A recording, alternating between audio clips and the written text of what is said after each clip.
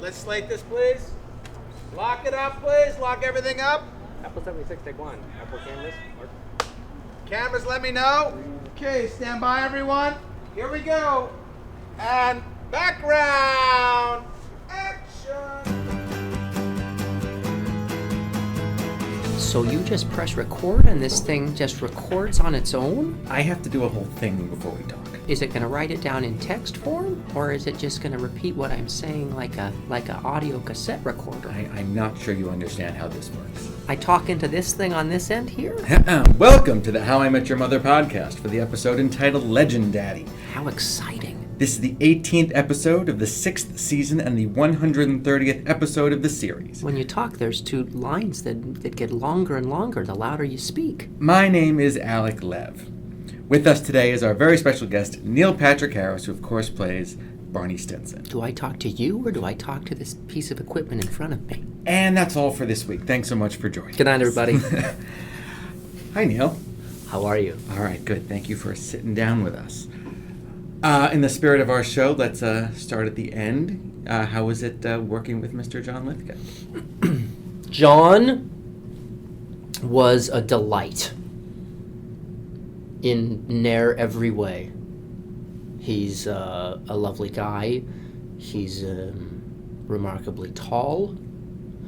He's Imposing. He is imposing, and he, quite frankly, is like a quintuple threat. So I have like a talent crush on him. You know, he's done. I remember being a kid and watching the Tonys, and he was performing in M. Butterfly, which won him the Tony, and it was so dramatic. And seeing him in movies, and then seeing him on Third Rock, doing like the grossest overacting to much success and appropriateness was amazing. And then to parlay that into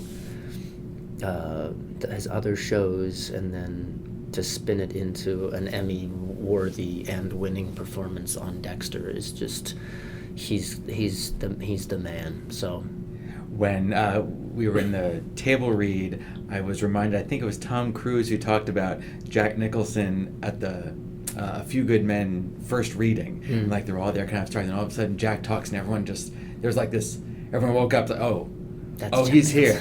Yeah. Oh, we're doing this for real now. We're doing this.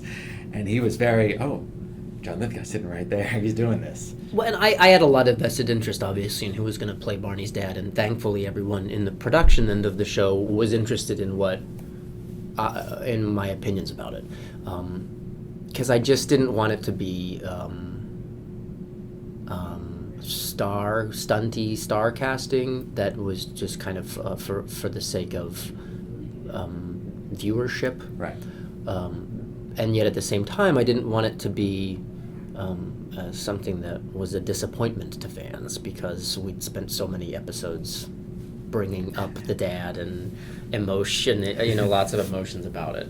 And so I looked at lists, and we bandied names back and forth, and his name was on the list at the end, like near the end, and I said, well, that would be great, but he'll never do it.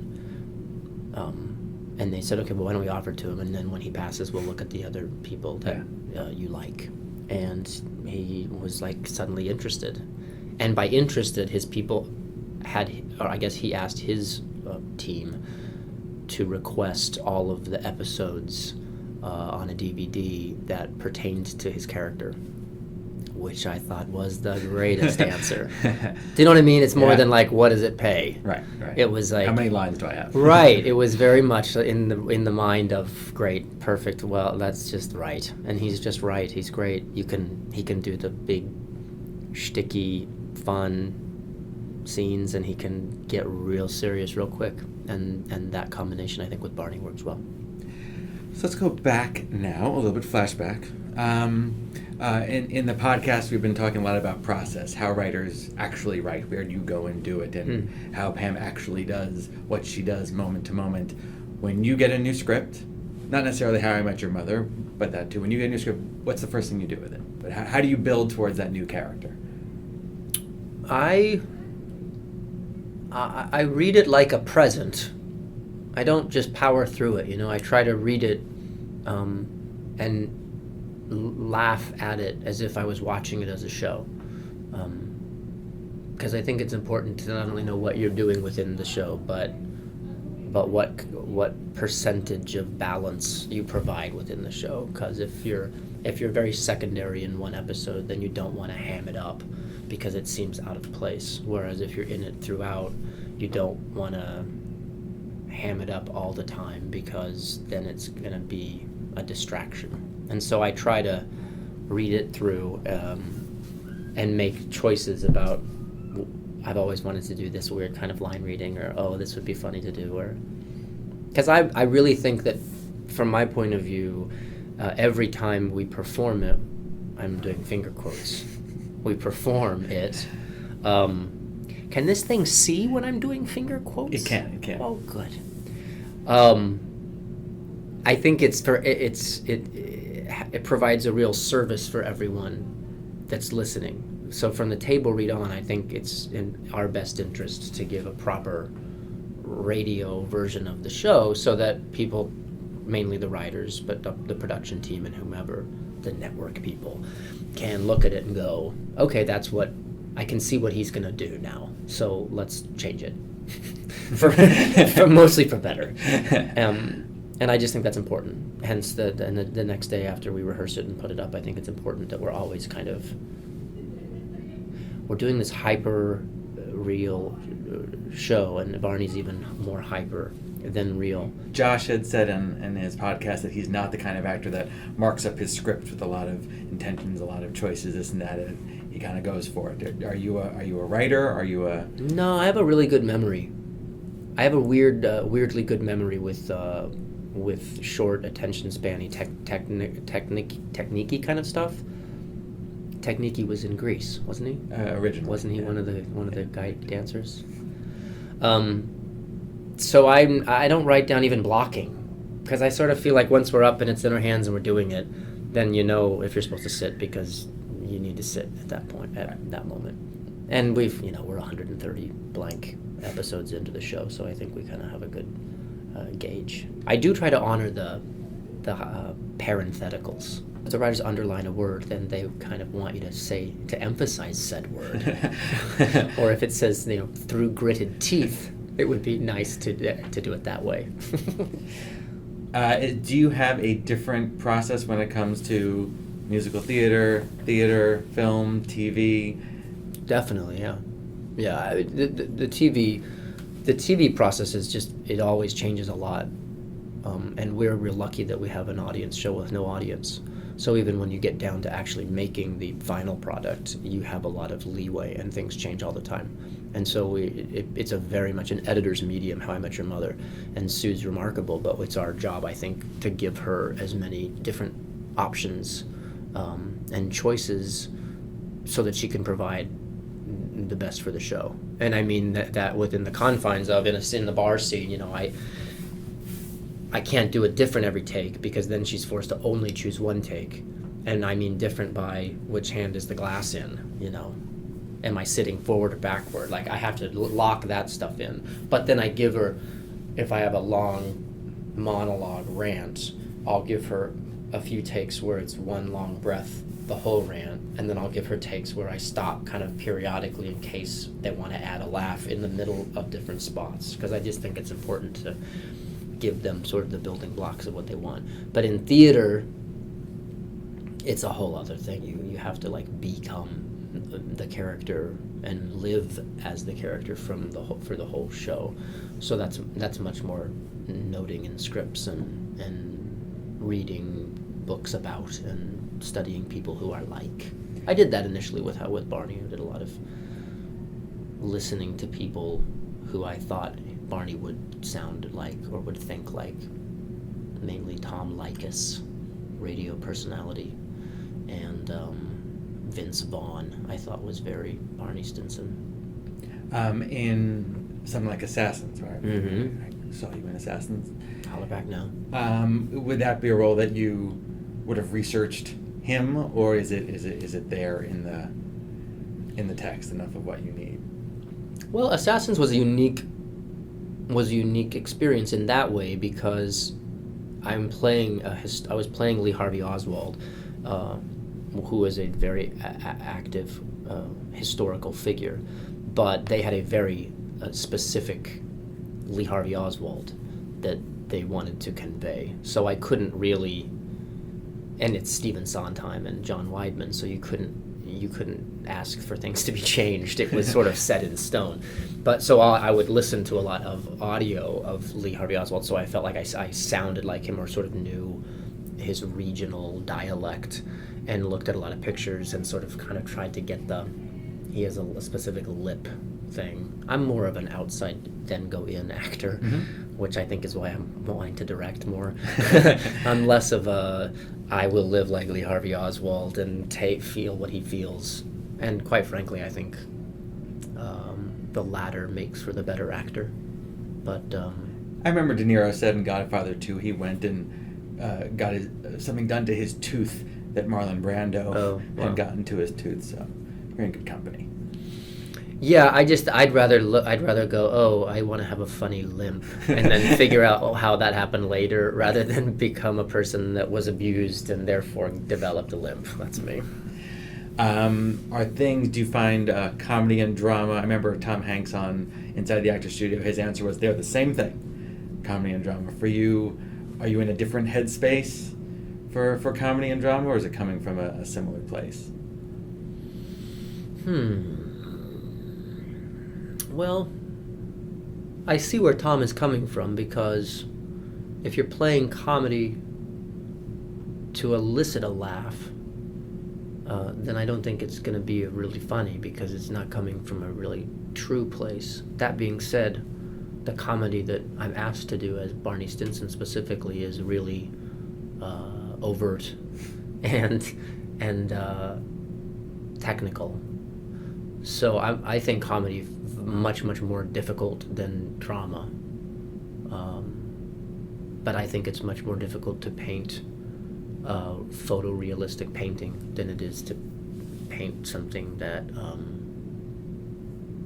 has many interpretations, and that's probably why I think you can get a majority of actors to read something really in a plain way, dramatically, and then it could be gut-wrenching if given the right background music and cutaways.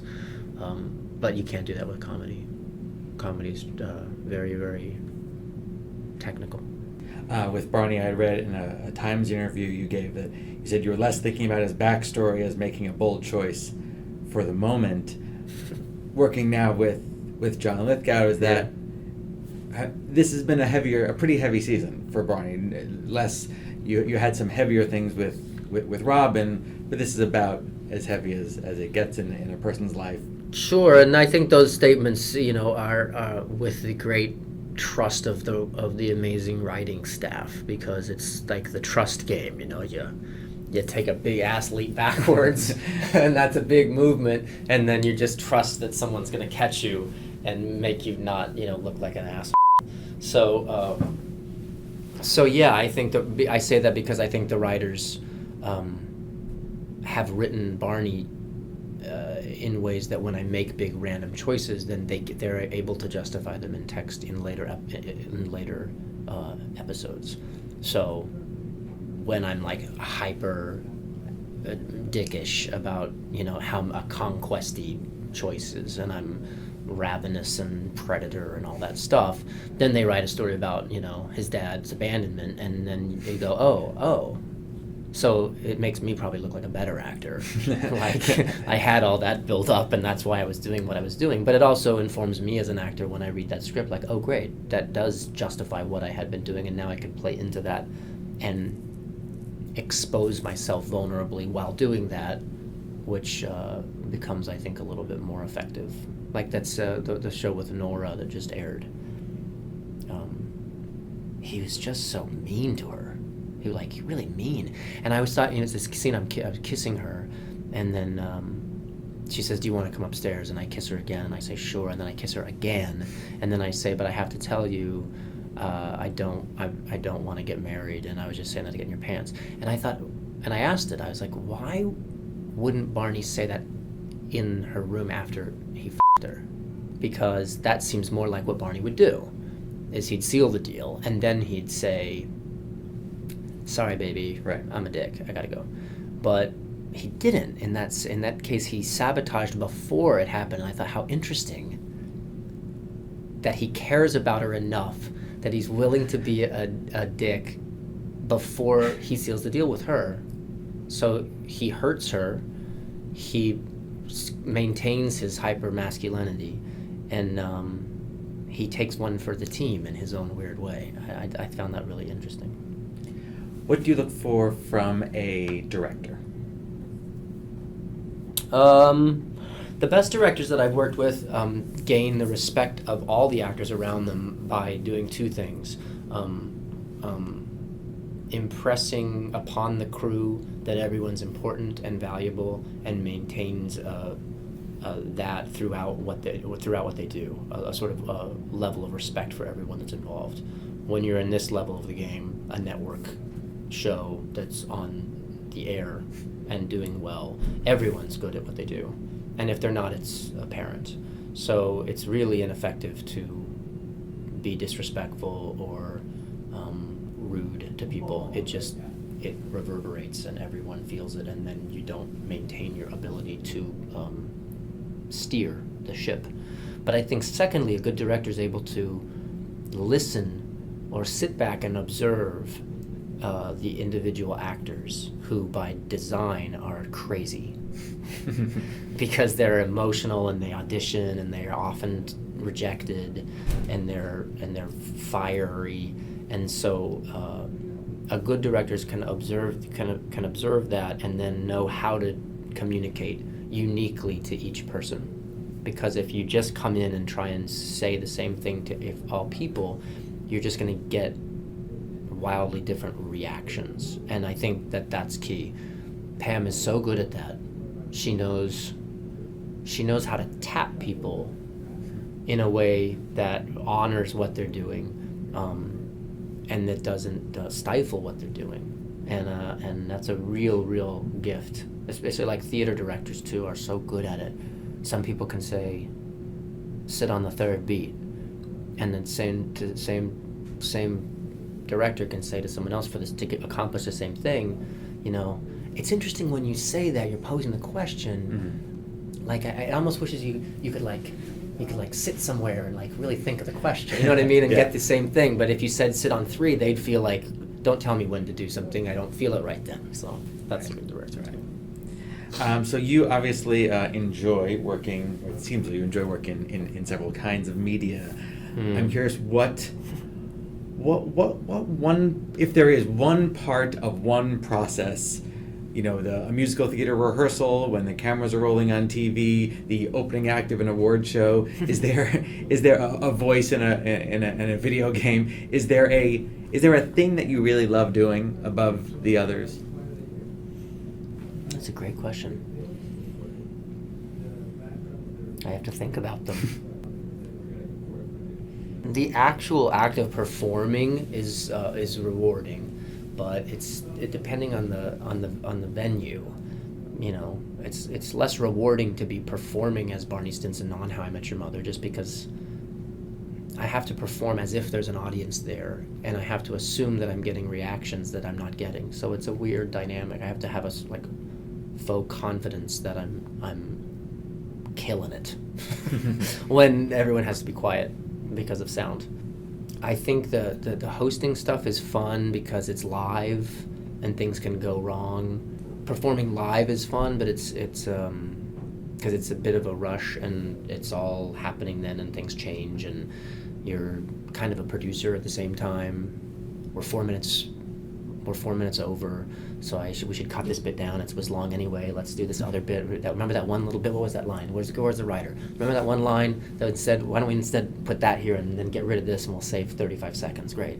And then, yeah, he won an award and he's not here, so great, we can skip by his acceptance speech. Great. Now we're a minute under. Okay, let's add this back in. That's really fun.